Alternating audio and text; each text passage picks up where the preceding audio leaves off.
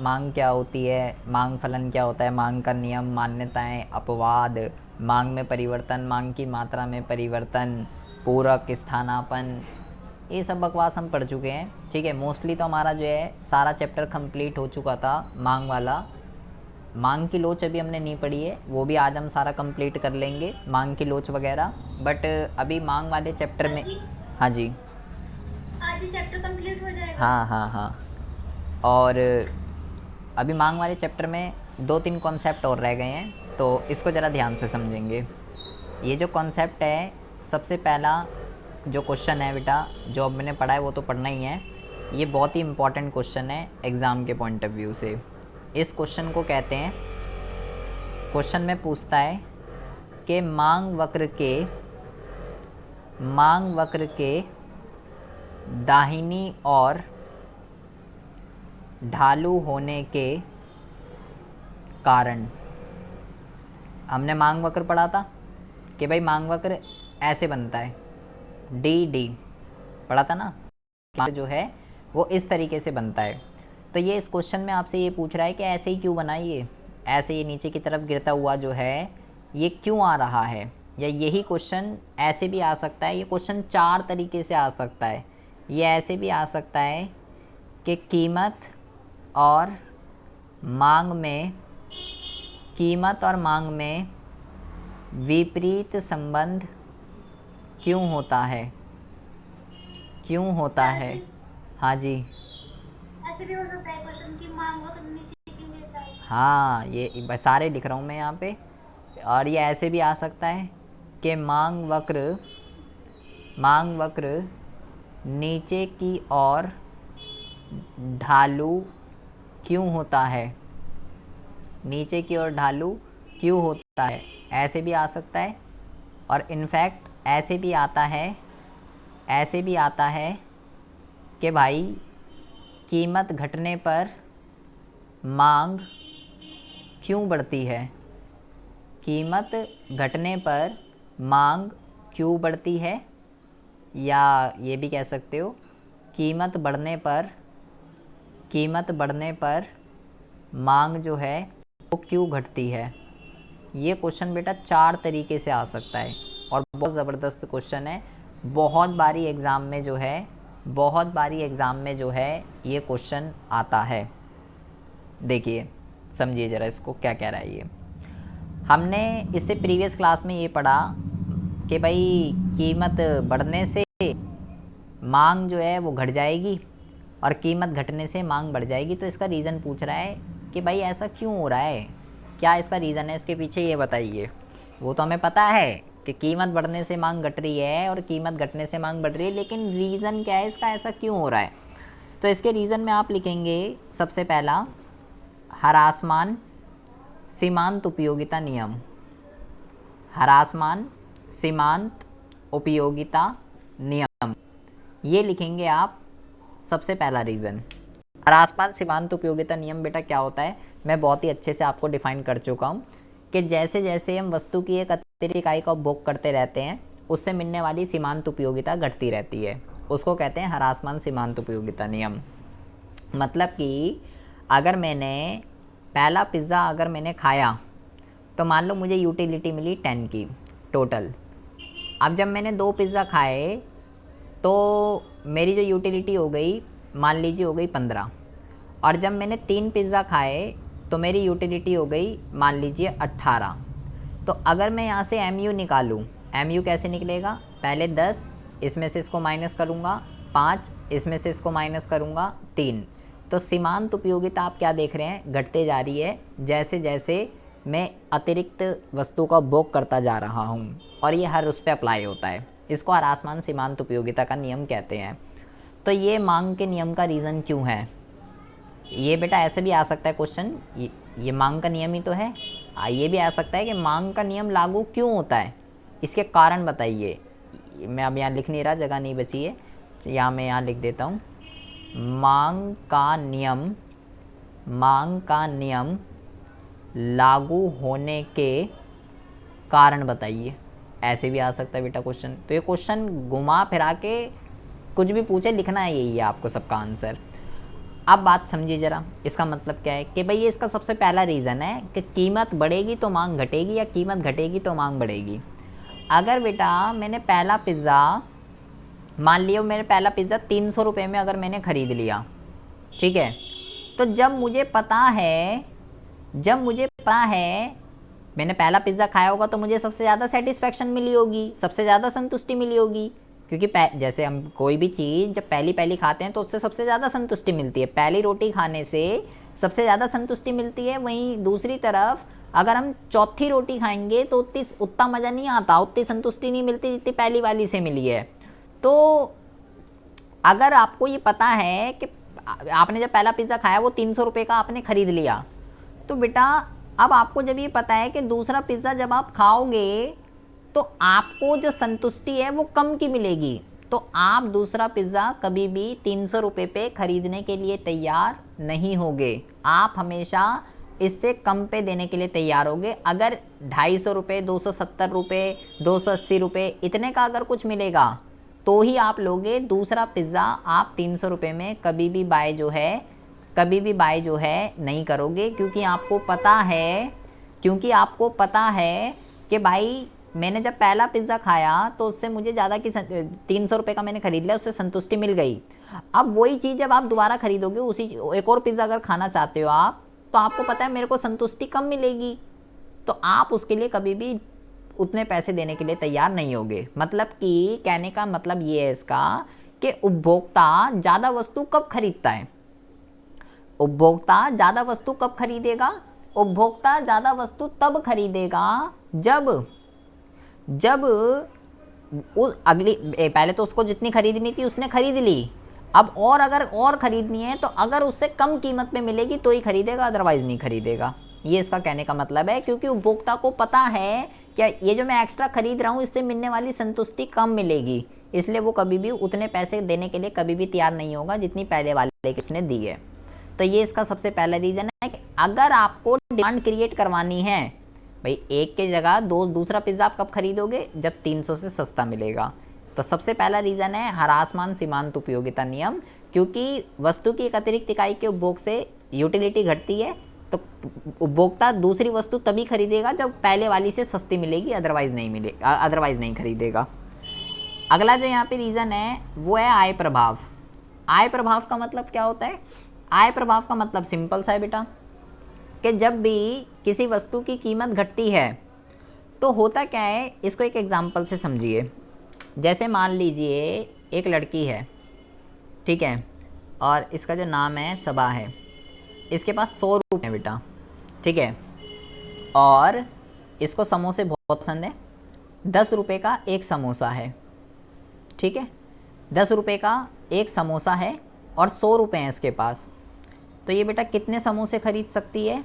ये 10 समोसे खरीद सकती है। क्यों? 10 × 10 इज इक्वल टू 100, है ना। 100 समोसे 100 रुपये में 10 क्वांटिटी आ जाएगी समोसे की, क्योंकि 10 रुपये का एक है। अगर यही समोसा बेटा 5 रुपये का हो जाए, अगर यही समोसा 5 रुपये का हो जाए, पैसे इसके पास 100 रुपये ही हैं, पैसे 100 रुपये ही है, लेकिन समोसा 5 रुपये का हो जाए, अब ये कितनी क्वांटिटी खरीद सकते हो उस समोसे की? 20 क्वांटिटी। क्यों? क्योंकि 20 × 5 इज इक्वल टू 100। इसको क्या कहते हैं? इसको कहते हैं कि आपकी जो इनकम है ना, पहले भी 100 थी, अब भी 100 है, लेकिन जब किसी वस्तु की कीमत घटती है, ध्यान से सुनिए, जब भी किसी वस्तु की जो कीमत है ना, जब वो घटती है तो उपभोक्ता की जो वास्तविक आय जो होती है ना, वो बढ़ जाती है। वास्तविक आय का मतलब क्या होता है बेटा?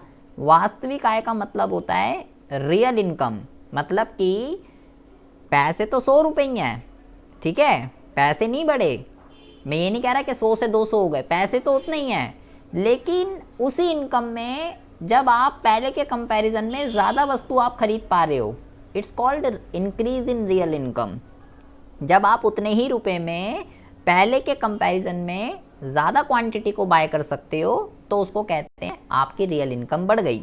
और जब किसी वस्तु की कीमत बढ़ती है तो आपकी रियल इनकम घट जाती है। इस वजह से ऐसा होता है कि कीमत घटने पे इसलिए ऐसा होता है कि कीमत घटने पे मांग क्या हो जाती है, कीमत घटने पे मांग जो है बढ़ जाती है।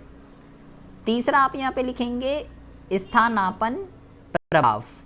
अब ये क्या होता है, ये सिंपल सी बात है। स्थानापन्न वस्तु कौन सी होती है, जैसे कि चाय और कॉफ़ी, ठीक है। हमने पढ़ा था कि भाई जिस, हाँ जी, हाँ जी, हाँ जी, इनको, हाँ, स्थानापन्न प्रभाव या प्रतिस्थापन, प्रतिस्थापन प्रभाव एक ही चीज़ होती है। तो अब ये क्या दिक्कत है, इसका मतलब स्थानापन्न वस्तु कौन सी होती है या प्रतिस्थापन वस्तु कौन सी होती है, जिसको एक दूसरे के स्थान पे प्रयोग करते हैं, जैसे कि चाय और कॉफ़ी। तो स्थानापन्न प्रभाव का मतलब ये होता है कि भाई इन दोनों में से जौन सी सस्ती होगी उपभोक्ता उसको खरीदेगा, जो भी सस्ती होगी उसी को ही खरीदेगा। स्थानापन्न प्रभाव में आप क्या लिखेंगे कि महंगी वस्तु के स्थान पे सस्ती वस्तु का उपभोग करना स्थानापन्न प्रभाव कहलाता है। महंगी वस्तु के स्थान पे सस्ती वस्तु का प्रयोग करना स्थानापन्न प्रभाव कहलाता है। जैसे मैंने आपको ये बोला, हम जब ऊपर पढ़ रहे थे पिछली क्लास में, कि अगर चाय की कीमत अगर घटेगी, चाय की कीमत अगर घटेगी तो मैंने बोला कॉफ़ी की मांग घट जाएगी। चाय की कीमत घटने से कॉफ़ी की मांग घट जाएगी। क्यों? क्योंकि मैं बोल रहा हूँ कि जो उपभोक्ता कॉफ़ी पी रहा था वो अब चाय को पीना शुरू कर देगा, क्योंकि चाय सस्ती हो गई है एज़ कंपैरिजन टू टी। स्थानापन्न प्रभाव का मतलब होता है दोनों की तुलना करेंगे, जो भी स्थानापन्न वस्तु है, और दोनों में से जो सी सस्ती होगी उसका उपभोग कर लेगा उपभोक्ता। तो अगर चाय की कीमत घटी है तो कॉफ़ी की मांग घट जाएगी, क्योंकि चाय का सब्स्टिट्यूट क्या है, कॉफ़ी है। तो जो उपभोक्ता कॉफ़ी पी रहा था वो अब चाय को पीना शुरू कर देगा, क्योंकि दोनों में से कौन सी सस्ती है, चाय। वहीं अगर चाय की कीमत बढ़ जाए तो कॉफ़ी की मांग बढ़ जाएगी, क्योंकि जो उपभोक्ता चाय पी रहा था वो अब कॉफ़ी को पीना शुरू कर देगा, क्योंकि बेटा कॉफ़ी जो है वो सस्ती हो चुकी है एज़ कंपैरिजन टू टी।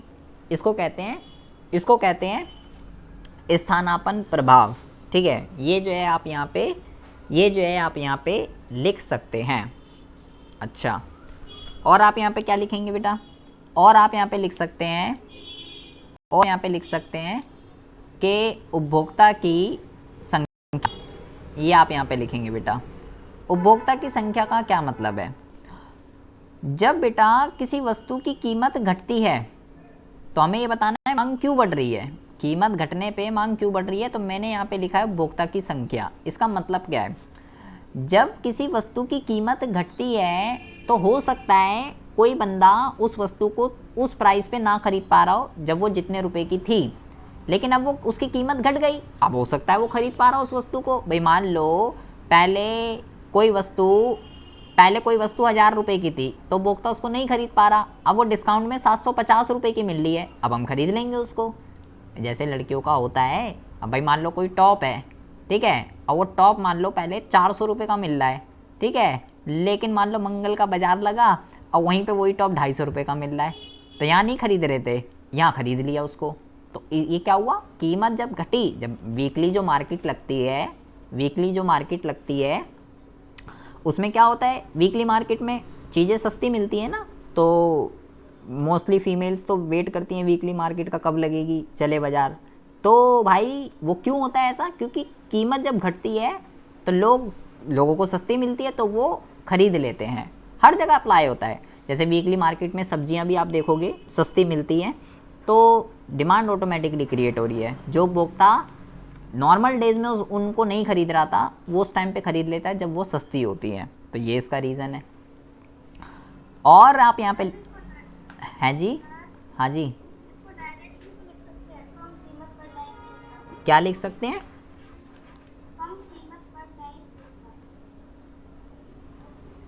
दोबारा बोला, आपकी बेटा आवाज़ बहुत कम आ रही है। कम कीमत पर नई क्रेता, हाँ, ये भी लिख सकते हो।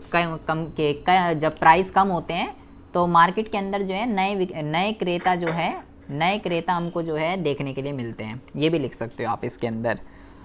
और जो है लास्ट आप यहाँ पे लिखेंगे वस्तु के विभिन्न प्रयोग, इसका क्या मतलब होता है? इसका मतलब ये होता है कि अगर कोई भी वस्तु ऐसी है, जैसे मान लो दूध है, ये एक ऐसी वस्तु है जिसका बेटा मल्टीपल पर्पस के लिए यूज़ किया जाता है। मतलब कि इससे मिठाई बनती है, इससे चाय बनती है, इससे दही बनती है, इससे बच्चे भी पीते हैं, छोटे बच्चे, कई सारे पर्पस के लिए यूज़ किया जाता है इसका। दूध से ही सब कुछ बनता है। अगर इसके प्राइस बढ़ जाएं तो बेटा इसको फिर जो है इसकी डिमांड घट जाएगी, तो फिर इसको केवल नेसेसरी जगह पे, अनिवार्य जगहों पे यूज़ किया जाएगा जहाँ पे ज़रूरत है। एक्सेप्शनल केसेस में इसका यूज़ जो है वो नहीं किया जाएगा, जहाँ इसकी ज़्यादा ज़रूरत नहीं है। ये इसका मतलब होता है। ये 5 रीज़न है जो कि किस चीज़ को प्रदर्शित कर रहे हैं, इन सब के आंसरों को, कि मांग वक्र नीचे की ओर ढालू क्यों होता है, या कीमत घटने पे मांग क्यों बढ़ती है, या कीमत बढ़ने पे मांग क्यों बढ़ती है। इसमें से कुछ भी आ जाए बेटा, कुछ भी, ये बहुत इंपॉर्टेंट क्वेश्चन है। 5 और बता दिए कैसे भी है, मांग के नियम के लागू होने के कारण आपको यही 5 पॉइंट लिखने हैं इसके अंदर। पहला है ह्रासमान सीमांत उपयोगिता, दूसरा आय प्रभाव, तीसरा स्थानापन्न प्रभाव, चौथा उपभोक्ता की संख्या, पांचवा वस्तु के विभिन्न प्रयोग।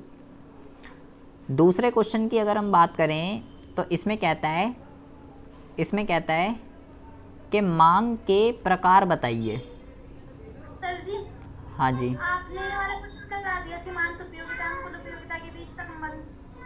हाँ बेटा ये तो करा तो दिया, उपयोगिता वाला तो कब का पढ़ चुके हैं हम बेटा। आपने क्लास अटेंड नहीं करी? सर जी ध्यान नहीं आ रहा ये वाला क्वेश्चन।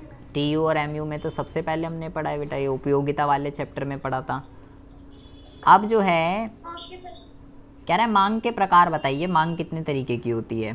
तो मांग जो है वो 3 तरीके की होती है। सबसे पहली जो होती है वो होती है कीमत मांग, दूसरी जो होती है वो होती है आय मांग, और तीसरी जो होती है वो होती है तिरछी या आड़ी मांग। ये है बेटा, 3 तरीके की मांग होती है। ठीक है, अब ये क्या क्या होती है ये समझिए।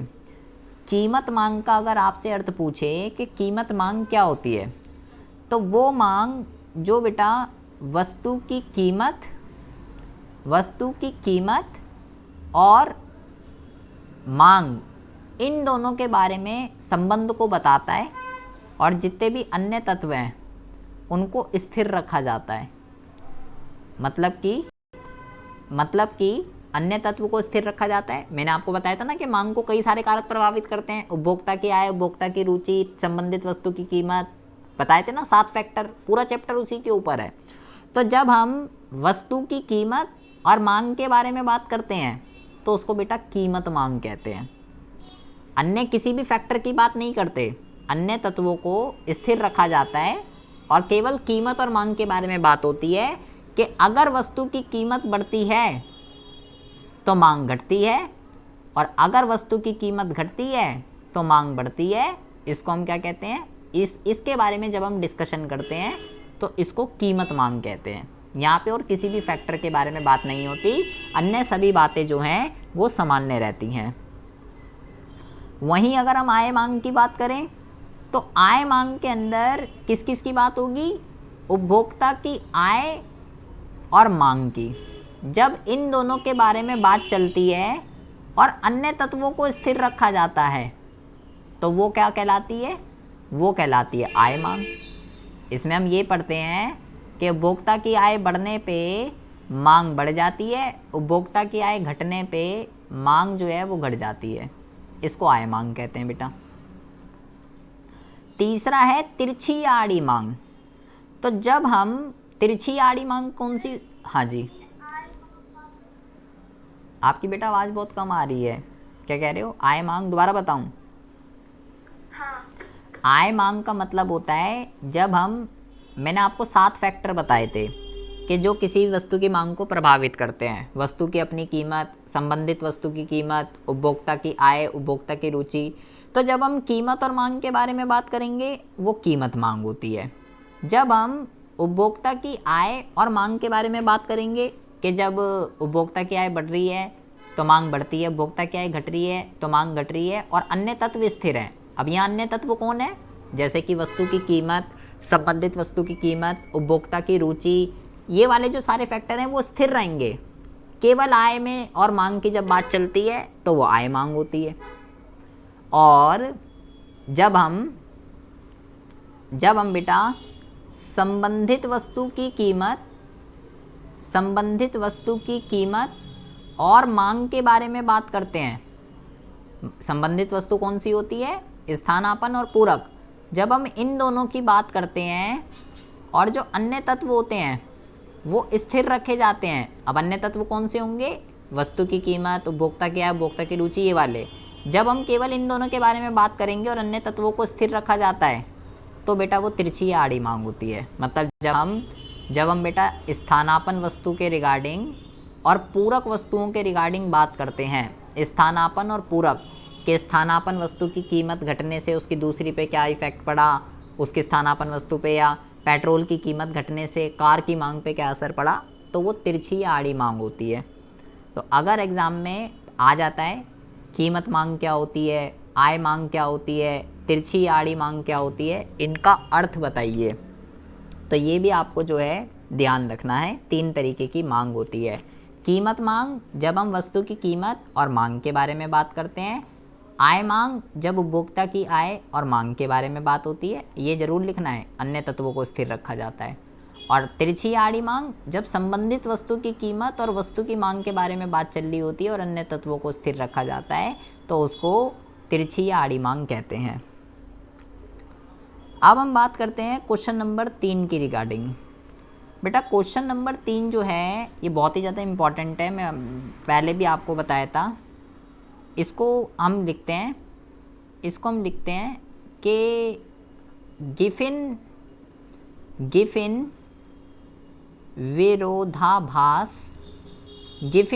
विरोधाभास को या गिफिन विरोधाभास का अर्थ बताइए। गिफिन विरोधाभास का अर्थ बताइए।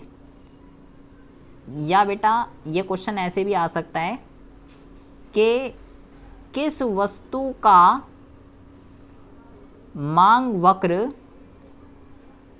धनात्मक ढाल वाला होता है, धनात्मक ढाल वाला होता है। बहुत ज़्यादा ध्यान से सुनेंगे। हमने जो उस दिन पढ़ा, ये हमने पढ़ा था मांग वक्र, तो ये क्या है बेटा, ये क्या है, ये ऋणात्मक ढाल वाला है। कैसा है ये ऋणात्मक ढाल होता है, ये ऋणात्मक ढाल है। क्यों है ऋणात्मक ढाल? क्योंकि कीमत और मांग में विपरीत संबंध है, इसलिए ऋणात्मक ढाल है।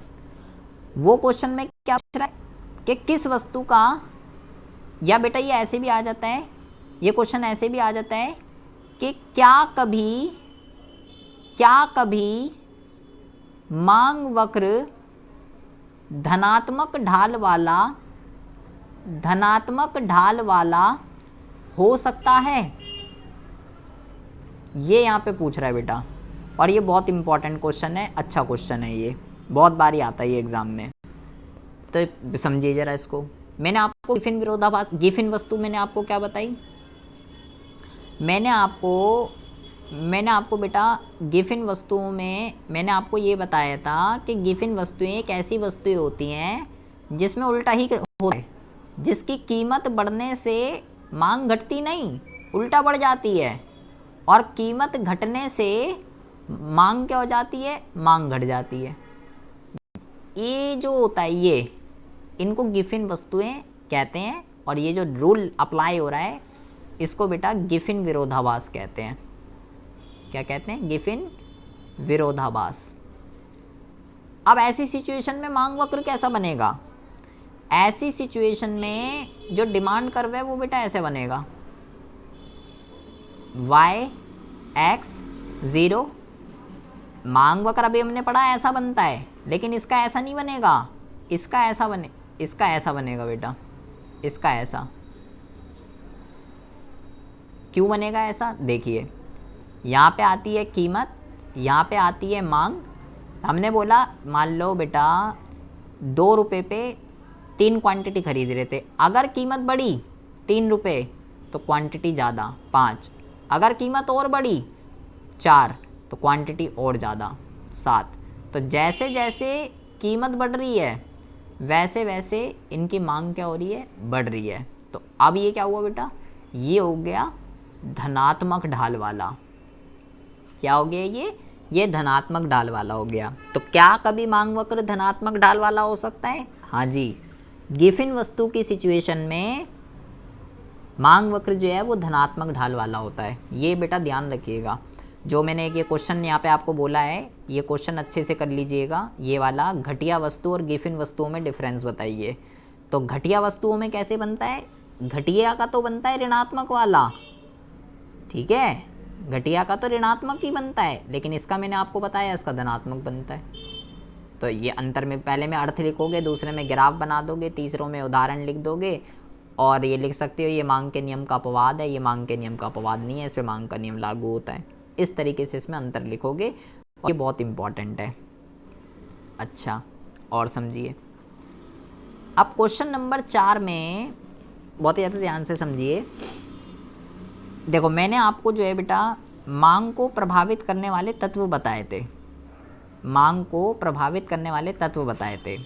कौन कौन से बताए थे? मैंने आपको बताया था, पहला आपको बताया था वस्तु की कीमत, दूसरा मैंने आपको बताया संबंधित वस्तु की कीमत, संबंधित वस्तु की कीमत, तीसरा मैंने आपको बताया उपभोक्ता की आय, ठीक है, और चौथा मैंने आपको बताया उपभोक्ता की रुचि। तो बेटा बहुत ही ज़्यादा ध्यान से समझेंगे ये और ये। इसमें मैंने आपको क्या बताया था कि जब उपभोक्ता की आय बढ़ती है तो मांग बढ़ती है, और जब उपभोक्ता की आय घटती है तो मांग घटती है। तो वो कह रहा है इस चीज़ को चित्र द्वारा दिखाओ, इस चीज़ को चित्र द्वारा दिखाओ। तो चित्र द्वारा आप कैसे दिखाएंगे? ऐसे, यहाँ पे आप कीमत नहीं लिखेंगे, यहाँ पे अब आय लिखेंगे, और यहाँ पे क्या लिखेंगे? मांग, ठीक है। मान लीजिए जब मेरी इनकम इतनी थी तो मैं इतनी डिमांड करता था, इतनी इनकम पे मान लो एक नंबर लेते हैं, जब मेरी इनकम 8,000 थी, या एक मिनट रुकिए, यहाँ पे आप जो है ऐसे लिखिए, यहाँ कीमत ही लिखिए, ठीक है, यहाँ कीमत ही लिखिए और इसको यहाँ पे बनाइए मांग वक्र, ठीक है। अब ज़रा ध्यान से सुनेंगे बेटा, कल मैंने आपको मांग में परिवर्तन और मांग की मात्रा में परिवर्तन में अंतर बताया था। मैंने आपको बोला ये कौन सा फैक्टर है, ये है कीमत कारक, इसकी वजह से विस्तार और संकुचन होता है। और जबकि ये सारे के सारे कौन से थे, ये सारे के सारे थे कीमतेतर कारक। कौन से थे? कीमतेतर कारक। इसकी वजह से खिसकाव होता है, वृद्धि और कमी होती है। तो मान लीजिए मेरा मांग वक्र ये है जब मेरी इनकम 8,000 रुपये है, ठीक है। अगर मेरी इनकम बढ़ गई 8 से 10,000 रुपये हो गई तो मेरा मांग वक्र बेटा इधर शिफ्ट हो जाएगा। क्यों? कीमत वही रहेगी, क्योंकि बेटा उपभोक्ता की आय क्या है? उपभोक्ता की आय क्या है? कीमतेतर कारक है, अदर देन प्राइस फैक्टर है। तो अगर अदर देन प्राइस फैक्टर में चेंज आ गया, मेरी आय बढ़ गई, मेरी आय 10,000 हो गई, तो मेरा मांग वक्र आगे शिफ्ट हो गया। अगर मेरी आय 6,000 हो जाए तो मेरा मांग वक्र इधर शिफ्ट हो जाएगा। कीमत वही है, कीमत में कोई चेंज नहीं कि इसको नाम दे दीजिए ई, इसको नाम दे दीजिए E1, इसको नाम दे दीजिए। कीमत में कोई चेंज नहीं हो रहा, लेकिन मांग बढ़ रही है और मांग घट रही है। क्यों? क्योंकि उपभोक्ता की आय अगर बढ़ी तो उधर पहुंच गया कर्व, और अगर घटी तो इधर पहुंच गया कर्व। तो इसका न्यूमेरिक ये चित्र आता है बेटा एग्जाम में, चित्र के उपभोक्ता की आय का मांग पर प्रभाव रेखा चित्र द्वारा बताइए। क्या क्वेश्चन आएगा? क्वेश्चन आएगा उपभोक्ता की आय का मांग पर प्रभाव रेखा चित्र द्वारा बताइए, रेखा चित्र द्वारा बताइए। ये क्वेश्चन है बेटा। या तो ऐसे भी दे देता है वो कभी कभार कि भाई एक लड़की है, ये सबा है, इसकी इनकम अभी 10,000 रुपये है, अगर इसकी इनकम 12,000 और इसकी इनकम अगर 8,000 हो जाए तो इसका मांग पर प्रभाव रेखा चित्र द्वारा बताइए। तो बात तो वही है। अब भाई पहले 10,000 थी, अब आय 12,000 हो गई और आय 8,000 हो गई। तो आय बढ़ने का और आय घटने का मांग पर प्रभाव बताना है, तो यही चित्र बनाना है आपको। क्यों ये शिफ्ट क्यों हो रहा है कर्व? क्योंकि ये कीमतेतर कारक का पॉइंट है बेटा। इसलिए जब आय बढ़ती है तो मांग में क्या होती है? वृद्धि, ना कि विस्तार। और जब आय घटती है तो मांग में क्या होता है? मांग में कमी, ना कि संकुचन। विस्तार और संकुचन किसकी वजह से होता है? कीमत की वजह से। लेकिन अभी हम किसकी बात कर रहे हैं? अभी हम इनकी बात कर रहे हैं। सेम ऐसे ही क्वेश्चन बेटा यहाँ पे भी आता है। संबंधित वस्तु की कीमत का मांग पर प्रभाव रेखा चित्र द्वारा बताइए। तो इसको कैसे करेंगे? इसका देखिए जरा, बिल्कुल सेम कुछ है। अब अगला ये वाला बनता है, जो संबंधित वस्तु जो होती है स्थानापन्न और पूरक, अगर इनकी कीमत में परिवर्तन होगा तो उसका मांग पर प्रभाव रेखा चित्र द्वारा बताइए। तो मैं यहाँ क्वेश्चन लिख देता हूँ। पहले क्वेश्चन है, संबंधित वस्तु की कीमत में परिवर्तन का, संबंधित वस्तु की कीमत में परिवर्तन का मांग पर प्रभाव चित्र द्वारा बताइए। ये क्वेश्चन है जी, तो ध्यान से समझेंगे। सबसे पहली बात तो मैंने आपको ये बोला कि संबंधित वस्तु बेटा कितने तरीके की होती है? संबंधित वस्तु जो है ये आपकी दो तरीके की होती है। सबसे पहली जो होती है बेटा, ये होती है स्थानापन्न या प्रतिस्थापन भी इसको कह सकते हो। और दूसरी जो होती है ये होती है पूरक। स्थानापन्न मैंने आपको कौन सी बोली? स्थानापन्न मैंने आपको बोला जो एक दूसरे के स्थान पर प्रयोग होती है, जैसे चाय और कॉफ़ी। पूरक मैंने बोली जो एक दूसरे की कमी को पूरा करती है, जैसे कार और पेट्रोल। यहाँ पे मैंने आपको ये समझाया था कि यहाँ पे कैसा संबंध होता है? प्रत्यक्ष। और यहाँ पे कैसा संबंध होता है? विपरीत। तो इसका मतलब क्या है? इसका मतलब ये है कि अगर चाय की कीमत बढ़ती है तो बेटा कॉफ़ी की मांग क्या हो जाएगी? कॉफ़ी की मांग बढ़ जाएगी। अगर चाय की कीमत घटती है तो कॉफ़ी की मांग घट जाएगी। It's called direct relationship.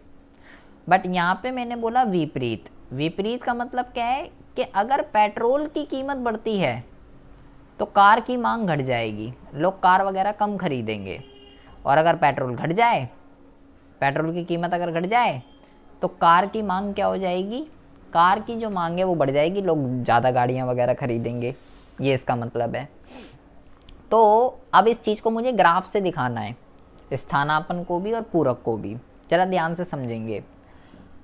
यहाँ पे बेटा अगर आप कीमत किसकी घटा रहे हो ये मैटर करता है। जैसे कि यहाँ पे समझिए, पहले मैं यहाँ पे पहले जो पेट्रोल है ना, अभी पेट्रोल जो है वो 70 रुपये का है। ठीक है, अभी पेट्रोल कितने का है? अभी पेट्रोल 70 रुपये का है। तो बहुत ही ज़्यादा ध्यान से सुनो मैं क्या कह रहा हूँ। अगर आप पेट्रोल की कीमत को बढ़ाओगे और घटाओगे, ग्राफ किसका बनाना है? कार का। ठीक है, पूरक में तो पेट्रोल का ही कीमत बढ़ेगी और घटेगी। तो ग्राफ किसका बनेगा? कार का। यहाँ पे आपको लिखना है कार की कीमत और यहाँ पे आपको लिखना है कार की मांग। ठीक है, यहाँ लिखना है कार की कीमत और यहाँ लिखना है कार की मांग। और कीमत किसकी घटानी? तो पहले आप बनाएंगे ऐसे, कि मान लीजिए गाड़ी जो है 5 लाख रुपए की थी। 5 लाख रुपए की गाड़ी पे लोग इतनी डिमांड करते थे गाड़ी की, तो ये गाड़ी का मांग वक्र है। और इस पॉइंट पे जब ये इतनी डिमांड हो रही है, पेट्रोल कितने का है? 70 रुपये का। कितना है पेट्रोल इस पे? 70 रुपये का। अब दो सिनेरियो हैं, या तो पेट्रोल 90 रुपये हो सकता है या पेट्रोल 50 रुपये हो सकता है। अगर बेटा पेट्रोल 90 रुपये हो गया तो पेट्रोल तो महंगा हो गया, तो कार की मांग क्या हो जाएगी, कम हो जाएगी। तो कार का मांग वक्र कहाँ आ जाएगा, कार का मांग वक्र इन्ने को पीछे। ऐसा क्यों होगा, कार की कीमत उतनी है अभी भी 5 लाख रुपए की, लेकिन लोगों ने डिमांड कम कर दी, अब कम गाड़ियाँ खरीद रहे हैं। क्यों, कार तो अभी भी 5 लाख की है, लेकिन करा किसने, उसकी पूरक वस्तु ने, क्योंकि पेट्रोल 90 रुपये का हो गया, इसलिए लोग कम खरीद रहे हैं।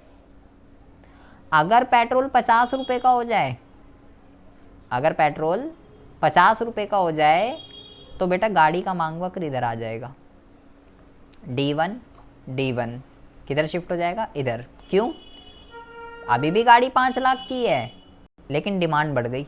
Q2 किसने बढ़ाई, पेट्रोल ने, क्योंकि पेट्रोल अब 50 रुपये का हो गया। तो इस चीज़ को मैंने यहाँ पे शो करा है ग्राफ से। कीमत किसकी बढ़ा रहा हूँ मैं और घटा रहा हूँ, पेट्रोल की। कर्व किसका बन रहा है, कार का।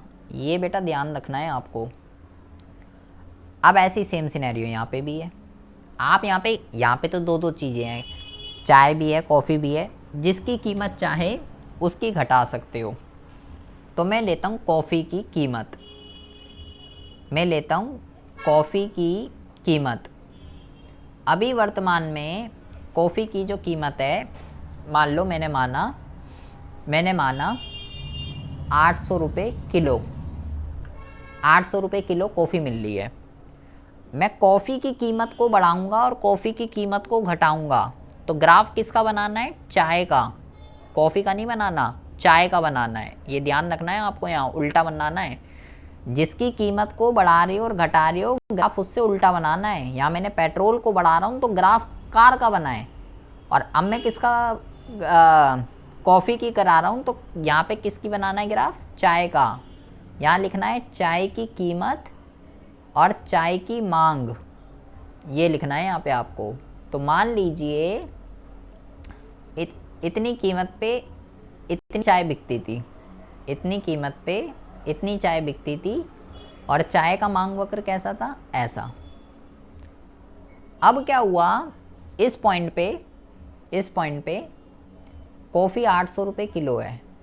तो जब कॉफ़ी 800 रुपये किलो थी तो इतने उपभोक्ता चाय पीते थे। अब क्या हुआ, कॉफ़ी हो गई 1000 रुपये किलो। अब दो सिनेरियो हो सकते हैं, कॉफ़ी हो गई 1000 रुपये किलो,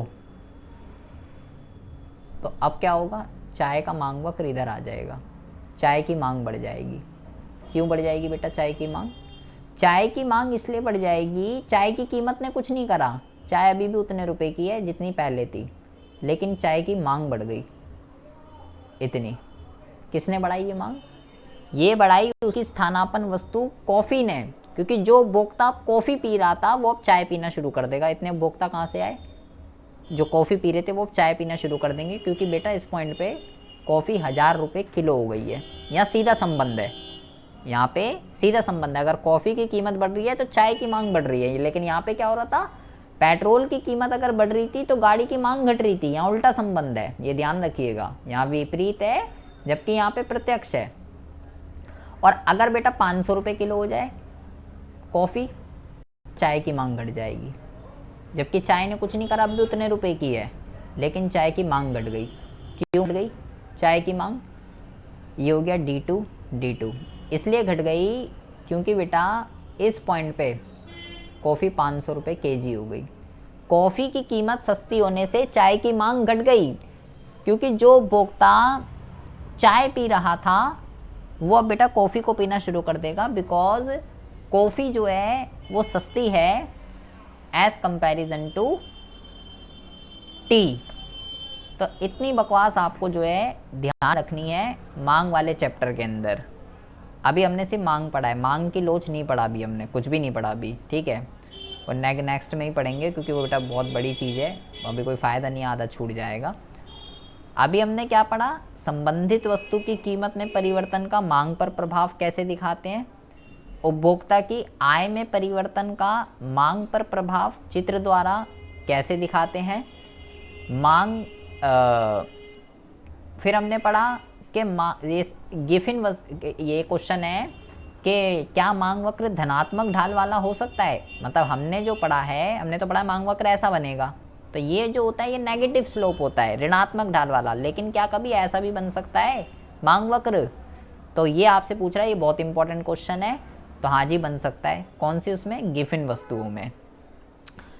गिफिन वस्तुओं में उल्टा होता है, ये मांग के नियम का अपवाद है, इसलिए इसका मांग वक्र ऐसा बनता है धनात्मक ढाल वाला, और इसी को ही गिफिन विरोधाभास कहते हैं। मांग के प्रकार 3 तरीके के होते हैं, कीमत, आय और तिरछी। जब हम कीमत और मांग के बारे में बात करेंगे कीमत मांग, जब आय और मांग के बारे में बात करेंगे आय मांग, और जब संबंधित वस्तु के रिगार्डिंग बात करेंगे, मतलब कि स्थानापन्न और पूरक और अन्य तत्वों को स्थिर रखा जाएगा सभी कंडीशनों में। मतलब जब हम कीमत की बात करेंगे तो कीमत को छोड़कर बाकी जो फैक्टर है वो उसमें कोई परिवर्तन नहीं होगा। तो 3 तरीके की हो सकती है, किसी का भी अर्थ आ सकता है एग्ज़ाम के अंदर। और ये सबसे इम्पोर्टेंट क्वेश्चन है कि भैया मांग वक्र जो है वो नीचे की ओर ढालू क्यों होता है, या कीमत घटने पे मांग क्यों बढ़ जाती है, या कीमत बढ़ने पे मांग जो है वो क्यों घट जाती है।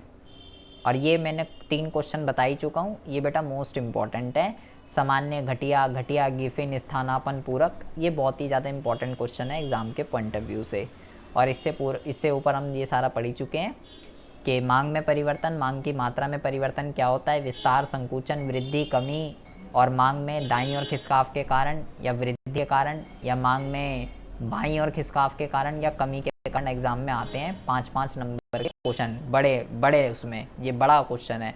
और यही क्वेश्चन मांग में परिवर्तन और मांग की मात्रा में परिवर्तन, यही क्वेश्चन ऐसे भी आ जाता है मांग वक्र पर संचालन और मांग वक्र के खिसकाव में अंतर बताइए। तो ये ऐसे भी आ जाता है। संचालन कब होता है? जब विस्तार और संकुचन होता है। और खिसकाव, खिसकना या सरकना, कहाँ गई सरकने वाली, हाँ, तो सरकना जो है ऐसे भी पूछ सकता है वो। तो एक ही चीज़ है बेटा, जब संचालन या सरकना पूछे तब भी आपको यही सब चीज़ें बतानी है कि विस्तार, संकुचन, वृद्धि, कमी क्या होता है। संचालन विस्तार और संकुचन से होता है, और सरकना दाईं और बाईं और की इससे होता है, मांग में वृद्धि और कमी से। तो ये बहुत ही इंपॉर्टेंट क्वेश्चन है। विस्तार और वृद्धि में अंतर आ सकता है, संकुचन और कमी में अंतर आ सकता है। तो जब ये मुद्दा जब क्लियर होगा, ये वाला मुद्दा जब क्लियर होगा तो ही ये सारे क्वेश्चन अटेंड हो सकते हैं, अदरवाइज़ नहीं हो सकते। और ऊपर छोटे छोटे 1-1 वर्ड के हैं। व्यक्तिगत मांग क्या होती है, बाजार मांग वक्र क्या होता है, व्यक्तिगत मांग अनुसूची, बाजार मांग अनुसूची, मांग के नियम के अपवाद क्या होते हैं, मांग के नियम की मान्यताएं क्या होती है, मांग का नियम क्या होता है, मांग फलन क्या होता है, ये छोटे। और ये एक अलग क्वेश्चन है, व्यक्तिगत मांग और बाजार मांग को प्रभावित करने वाले तत्व। इतनी बकवास हमें पढ़नी है मांग वाले चैप्टर में। इसमें बेटा टॉपिक बहुत सारे हैं और ये स्कोरिंग चैप्टर है। अगर आपको ये अभी समझ में आ गया ना, हम इसके बाद पूर्ति वाला ही स्टार्ट करेंगे, क्योंकि अगर आपको ये समझ में आ गया अभी तो कुछ नहीं करना पूर्ति में, कुछ नहीं, जहाँ जहाँ मांग लिखा है बस वहाँ पूर्ति करना है और उल्टा करना है। सेम सारे टॉपिक ये पढ़ने हैं हमें और उल्टा करना है। तो अगर इसने आपने इसको यहाँ पक्का कर लिया, मांग और मांग की लोच को, तो पूर्ति और पूर्ति की लोच में आपको कोई भी दिक्कत नहीं होने वाली है। ठीक है सब? Yes sir. सर एक क्वेश्चन है, हाँ जो मांग का नियम है वो गुणात्मक है ना? हाँ, मांग का जो नियम है, 2 चीज़ें होती है बेटा, एक होता है मात्रात्मक और एक होता है, हाँ, परिणात्मक भी कह सकते हो। मांग का जो नियम है वो गुणात्मक होता है, ठीक है। अब जो मांग की लोच पढ़ेंगे वो मात्रात्मक है। ये गुणात्मक और मात्रात्मक का मतलब क्या होता है? इसका मतलब ये होता है, हाँ जी बताइए। मतलब किसी चीज में वृद्धि होना या फिर बढ़ जाना होना? नहीं नहीं बेटा, वृद्धि देखिए यहाँ समझिए, ये भी बेटा बहुत बारी आता है क्वेश्चन जो ये पूछ रही है लड़की, ये इसको समझ लीजिए ज़रा। 2 वर्ड होते हैं, पहला है मात्रात्मक, अरे यार मेरी हिंदी जो है ना ख़राब होती जा रही है, मात्रात्मक, और दूसरा जो है ये है गुणात्मक, ठीक है। मात्रात्मक और गुणात्मक क्या होता है? मात्रात्मक का मतलब होता है ऐसी चीज़ जिसको हम नंबर में डिफाइन कर सकते हैं, नंबर में, संख्याओं में जिसको व्यक्त कर सकते हैं, संख्याओं में जिसको व्यक्त कर सकते हैं, वो चीज़ होती है बेटा मात्रात्मक। और ऐसी चीज़ ऐसी चीज जिसको हम संख्याओं में व्यक्त नहीं कर सकते, ऐसी चीज जिसको हम संख्याओं में व्यक्त जो है नहीं कर सकते, वो होती है गुणात्मक। आप कहोगे जी ऐसी कौन सी चीज़ है जिसको संख्याओं में व्यक्त नहीं कर सकते? जैसे कि बहुत ईजी है, जैसे कि लाइक ये नॉर्मल वर्ड है हमारे, काला गोरा मोटा पतला, काला गोरा मोटा पतला। अगर मैं आपसे बोलूं कि मैं मुस्कान से कितना काला हूँ, नंबर में बताइए। मुस्कान कितना काला हूँ, नंबर में बताइए। कितना नंबर दोगी? क्या कह रही है? 10 में से 10? मुस्कान आवाज़ आ रही है? हो यहाँ पे मुस्कान? हाँ, और वर्मा हो यहाँ पे? तो ये ऐसी चीज़ें हैं, अगर मैं बोलूँ कि मैं अंतिमा से कितना पतला हूँ, नंबर में बताइए, तो नहीं हो सकता ये चीज़, नंबर में हम नहीं बता सकते। बस हम ये तो बता सकते हैं मैं पतला हूँ उससे, मैं ये बता सकता हूँ हाँ मैं काला हूँ उससे, लेकिन नंबर में नहीं डिफाइन कर सकते। बिल्कुल सिमिलरली मैंने मांग का नियम बताया। मैंने मांग के नियम में आपको ये बोला कि कीमत बढ़ने पे मांग घटती है और कीमत घटने पे मांग बढ़ती है, ये मैंने बता दिया। लेकिन भाई नंबर में थोड़ी बताया मैंने कि कितनी बढ़ी और कितनी घटी, ये थोड़ी ना बता रहा वो तो बस ये बता रहा है कि कीमत बढ़ेगी तो मांग घटेगी। तो जो मांग का जो नियम है वो गुणात्मक है। जबकि अभी जब हम मांग की लोच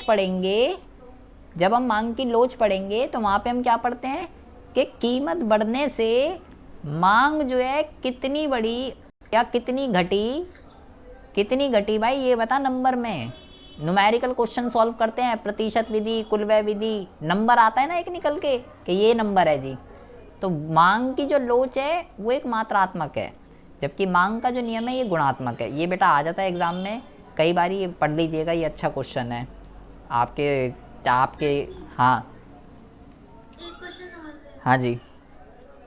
उपभोक्ता के बजट सेट से आप क्या समझते हैं? तो बेटा पढ़ तो लिया आपने, आप क्लास नहीं ले रहे क्या? ये बताओ। सर मैंने नहीं ये वाला लिया क्वेश्चन, मुझे तो अगर मैं पढ़ती तो याद नहीं होता। आपने जो मेरे से दोनों क्वेश्चन पूछे हैं, मैंने आपको बजट्स, एक मिनट